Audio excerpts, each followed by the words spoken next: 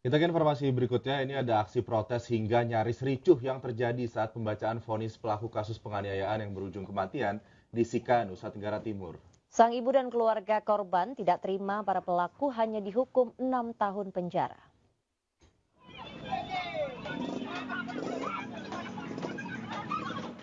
Yohana Yovenalio, ibu dari Noven Witak, korban meninggal akibat penganiayaan oleh geng peluncur 69 di Kabupaten Sika, Nusa Tenggara Timur menangis histeris di depan pengadilan Maumere. Sang ibu dan keluarga tak terima 3 terdakwa yang telah terlibat mengeroyok korban hingga meninggal dunia pada 28 Januari lalu hanya dihukum 6 tahun penjara. Sementara itu, menurut pihak pengadilan negeri Maumere, keputusan hakim telah sesuai dengan Undang-Undang Peradilan Anak, di mana pelaku yang masih di bawah umur dijatuhkan setengah dari hukuman maksimal orang dewasa.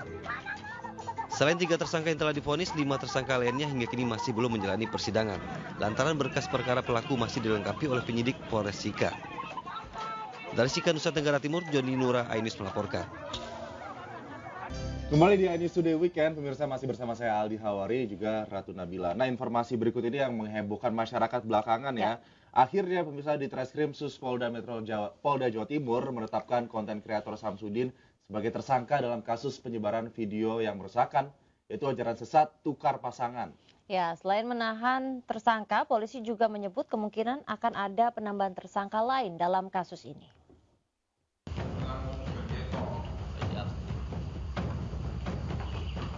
Samsudin atau yang dikenal dengan Gus Samsudin, konten kreator asal Blitar, Jawa Timur, akhirnya ditetapkan sebagai tersangka Jumat sore. Tersangka menjalani serangkaian pemeriksaan oleh penyidik Subdit Siber di Treskrim Sus Polda Jawa Timur.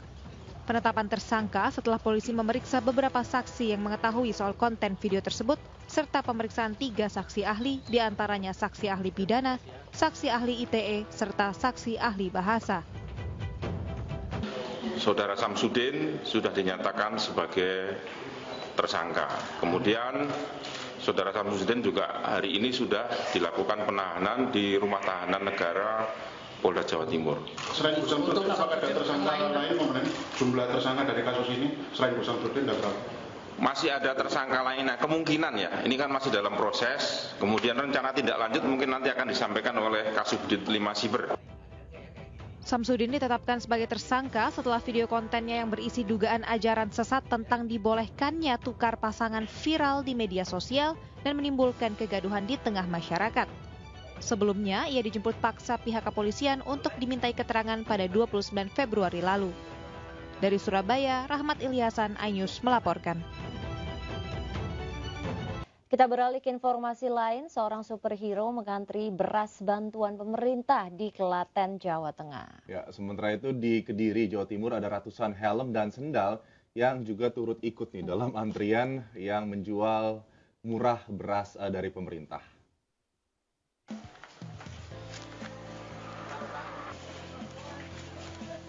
Dengan mengenakan pakaian ala superhero, seorang warga desa Tambakan, Kecamatan Jongonalan, Klaten, Jawa Tengah, ikut mengantri beras bantuan pemerintah. Ia memakai kostum superhero untuk menghibur warga lainnya yang sedang mengantri bantuan beras.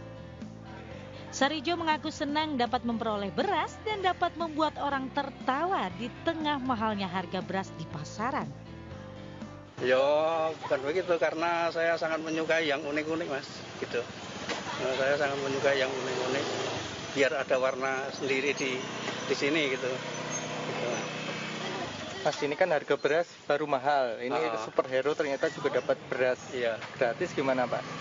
Ya alhamdulillah, alhamdulillah dapat beras ini, sangat senang sekali, ya sangat membantu lah.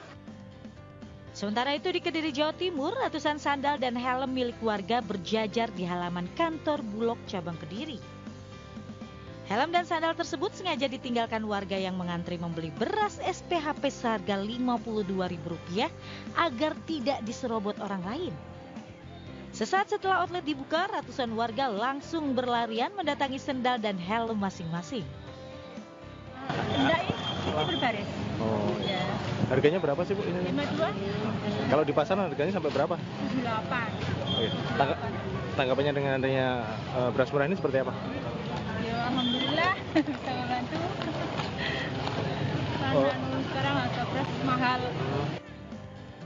Agar merata, petugas membatasi setiap warga hanya 1 bungkus. Untuk mencegah agar warga tidak bolak-balik membeli, usai warga melakukan pembayaran, petugas memberikan tanda tinta pada jari untuk menandakan warga. Tim Liputan iNews melaporkan. Ya, memang selain beras, ini juga yang mahal adalah telur ayam. Dan menjadikan telur pecah ini diburu oleh para ibu rumah tangga di Pasar Tomang Barat, Grogol, Petamburan. Jadi memburu telur yang sudah retak atau pecah nih pemirsa. Harga telur ayam yang semula Rp28.000 per kilogram, ini menjadi Rp32.000 per kilogram.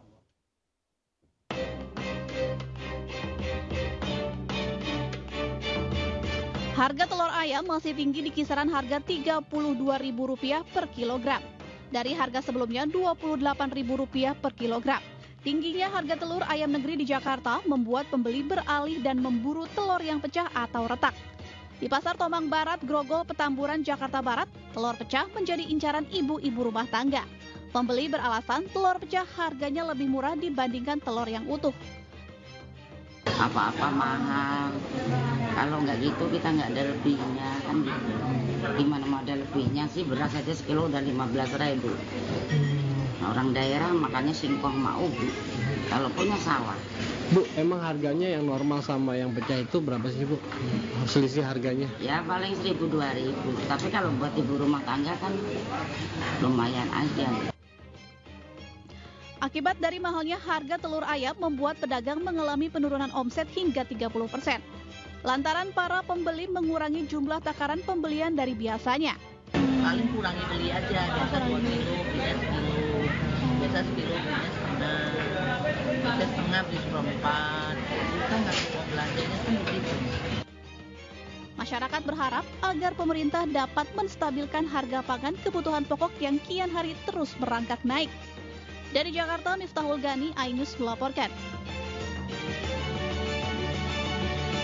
Pemirsa, 100.000 warga Tangerang Selatan yang masih berstatus KTP DKI Jakarta terancam dinonaktifkan. Disduk Capil Tangerang Selatan pun mengimbau nih kepada warga untuk segera mengurus administrasi pemindahan dokumen agar nomor induk kependudukan tidak terblokir.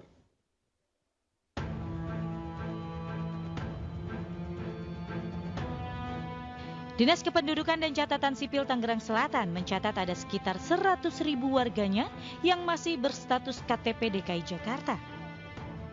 Para warga Tangerang Selatan yang masih berstatus KTP DKI Jakarta ini nantinya secara otomatis dinonaktifkan per tanggal 1 Maret. Tak hanya itu, para warga Tangerang Selatan yang masih berstatus KTP DKI Jakarta ini juga tak dapat mengurus dokumen lainnya seperti perpanjangan surat kendaraan, BPJS, dan lain-lain. Total atau jumlah agregat pemilik KTP DKI yang diperkirakan tinggal di Tangsel ada sekitar 75.000 sampai dengan 100.000.